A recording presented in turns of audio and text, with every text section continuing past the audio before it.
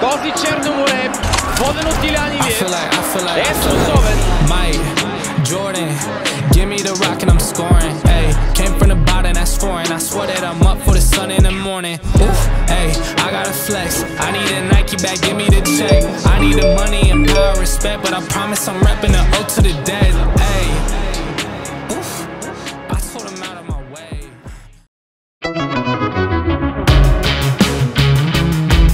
При нас се бягаше на око. Примерно се дават 10 по 1000 и почваш да бягаш, независимо колко може да издържи на какво темпо.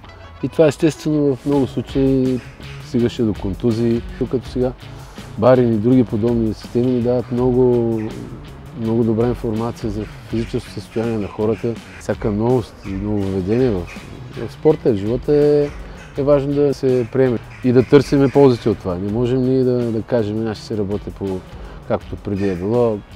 Няма как. Трябва да се адаптираме, да приемем и да използваме добрите неща специално от тази система. Първоначално всички в съблякаването само възклицаваха. Как си GPS-и, сега ще има мрънкания, постоянно ще има някакви строги коментари от страна на треньорите. Но с течение на времето разбрахме, че е под полза за нас. От година на година натоварването еволюира към много по-голям интензитет на натоварване. Вече виждаме как дадени футболисти пробягват разстояние 13-14 км на матч, докато преди години не толкова далеч назад във времето, 10 км, 11 беше супер като дистанция. Също така интензитета, скоростта има огромна промяна в тази насока, така че кондиционно с всяка изминалата година футбола се променя.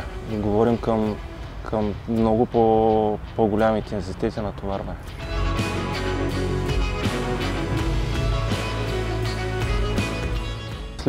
След техниката идва на второ място кондицията, без която ако един отбор не е добре подготвен, колкото и да е добре технически, тактически и ментално, няма как да се случат нещата в съвременния футбол.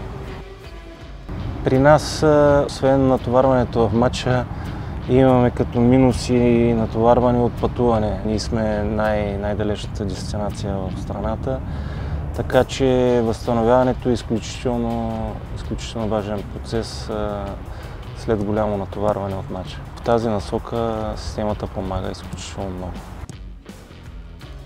Като видяхме, че някои влизат по-бързо от нормалното в червена зона, където предразполага вече да отиване на умора и контузии, там понамалявахме някои неща, но по-лесно се борави, естествено, като имаш така информация. За нас беше по-лесно и слава Богу, с помощта на Барин в последни години нямаме така много от тези срещаните контузии, мускулни разтежения. Да се надявам така да продължава и за напред. С тази система на Барин Спортс много по-лесно се вижда колко един футболист влага в тренировките и може да се предотвратят точно тези контузии, които са най-лошото в кариерата на един спортист. Когато можеш да предотвратяваш контузии безконтактни, разбира се, че е плюс за един клуб като цяло, защото така или иначе са инвестирани пари, могат да се спечелят пари от даден футболист и всеки един футболист в отбора е еднакво важен за нас. Знаейки, че ги следим, може би някои дават малко повече, тъй като след тренировка и като се влезе в системата и се види, че някой е бягал 3 пъти по-малко от другите, трябва да му е малко неудобно.